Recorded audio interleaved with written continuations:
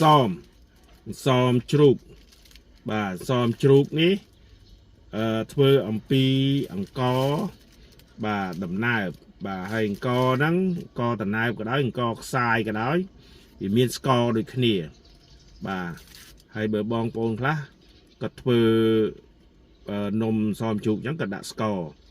ដាក់ស្នូលណាដាក់ស្នូលលាយស្ករក្នុងម្សៅទៀតដូចซ้อมចេកซ้อมអីហ្នឹងអាចេកក៏ផ្អែមនិយាយនោះវាមានជាតិស្ករហើយซ้อมជ្រូកនេះធ្វើពីអង្ករហើយយើងដាក់រុំស្លឹកចេកទៅហើយយើងស្ងោរទៅបាទនេះខ្ញុំគ្រាន់បង្ហាញទេណាបាទបកទុកឲ្យកូនបាទដោយសារកូនគាត់ហាត់ប្រាណច្រើនអញ្ចឹងគាត់អត់លើសស្ករទេខ្ញុំក៏អត់លើសស្ករដែរបាទមិនយើងនេះណាសំខាន់យើងកុំឲ្យផខ្លួនឯងកុំឲ្យរៀនផខ្លួនឯងហើយកុំឲ្យរៀនប្រឡប់ខ្លួនឯងកុំឲ្យរៀនប្រឡប់ខ្លួនឯងហ្នឹងថាងហូបម្ដងទៅអត់អីទេបាទអាងហាត់អាង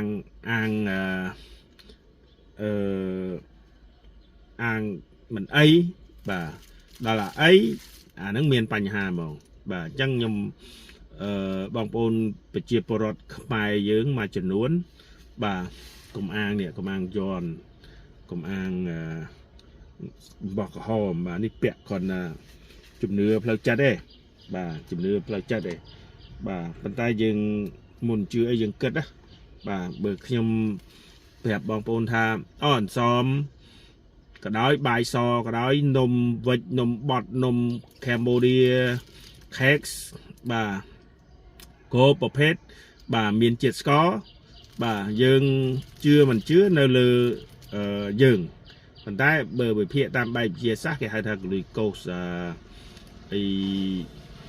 ស្ករប្រកបបាទអញ្ចឹងជឿមិនជឿយើងហូបមើលយើងហូបបាយមួយចានទៅកាលមុនខ្ញុំហូបមួយចានគ្រោងប៉ុន្តែខ្ញុំអត់ហូបប្រហែលជា30ឆ្នាំណាបាទ20ឆ្នាំជាង30ឆ្នាំអត់ហូបទេបាទអញ្ចឹងណាដោយសារយើងយកអ្វីដែលយើងអត់ហូបហ្នឹងគឺយើងយកបន្លែយកផ្លែឈើមិនផ្អែមបាទយកមកជំនួសវិញបាទអញ្ចឹងណាអញ្ចឹងយើងត្រូវគិតថាបាយបាទម្សៅមិនថាបាយឯម្សៅក៏ប្រភេទនំប៉័ងកាទៀវនំបញ្ចុកវាមានជាតិស្ករផ្សេងគ្នាណាបាទកម្រិតវាអានេះបាយដាំឲ្យរីក